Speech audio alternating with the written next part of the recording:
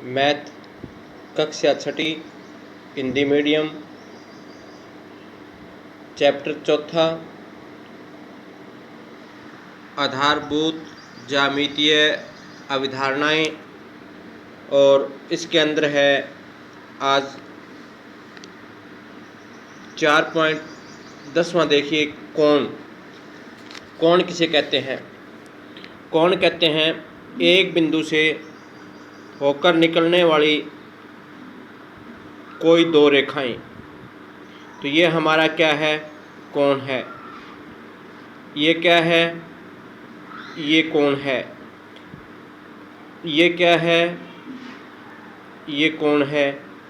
यानी कि एक बिंदु से होकर के जितनी भी रेखाएं निकलेगी वो उसके कोण होते हैं। इसका शीर्ष ये है, इसके ऊपर जो कोण बनेगा वो शीर्ष कोण होगा। यानी कि जहाँ से कोण निकलते हैं वो उसका शीर्ष कहलाता है और वो उसका शीर्ष कोण होगा। अब हम चर्चा करेंगे कि एक आकृति दी है हमें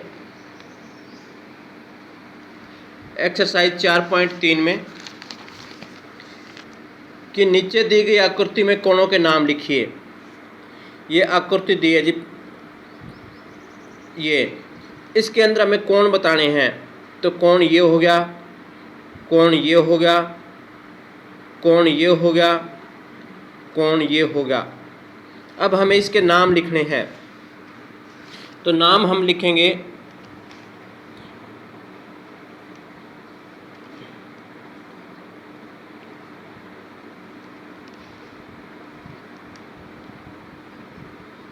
इसका नाम है सी डी ए बी। अब नीचे दी गई आकृति में कोणों के नाम लिखने हैं। तो पहले देखो ये कोण आ गया, तो डी ए बी। तो कोण D A B.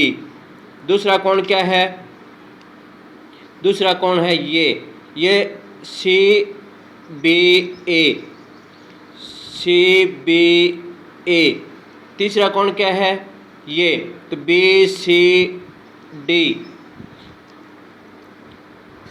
B C और डी। और चौथा कोण क्या है, C D A, C D A. तो इस प्रकार से पहला सम आपका कंप्लीट हो गया और इसमें ये कोणों के नाम हो गए। अब दूसरा है संलग्न आकृति में वे बिंदु लिखिए जो अभ्यंतर में स्थित हैं। कोण डी ओ ई, डी ओ ई, इसके अभ्यंतर में कौन सा बिंदु स्थित है, ए। यानी इसके बीच में कौन सा है, इसके अंदर कौन सा बिंदु है, तो ए। अब दूसरा है ई ओ एफ, ई ओ एफ, इसके बहिर्भाग में बिंदु सी है। ये बिंदु सी इसके बाहरी भाग में आता है, यानी कोण से बाहर आ गया। अब कोण ई ओ एफ पर स्थित है, ई ओ एफ, ई ओ एफ पर स्थित है बिंदु बी। ठीक है। अब इस तरह से देखो है। अब तीसरा सम है आपका कि दो कोणों की रफ आकृतियाँ खींचिए जिसमें एक बिंदु उभयनिष्ठ हो, दो बिंदु उभयनिष्ठ हो, तीन बिंदु उभयनिष्ठ हो, चार बिंदु उभयनिष्ठ हो और एक किरण उभयनिष्ठ हो।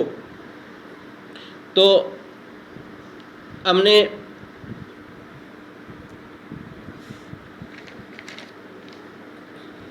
दो कोणों की रफ आकृतियाँ खींचनी है।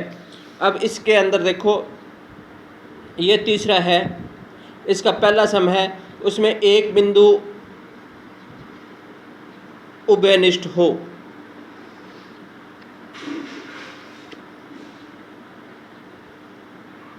ये आगे हमारे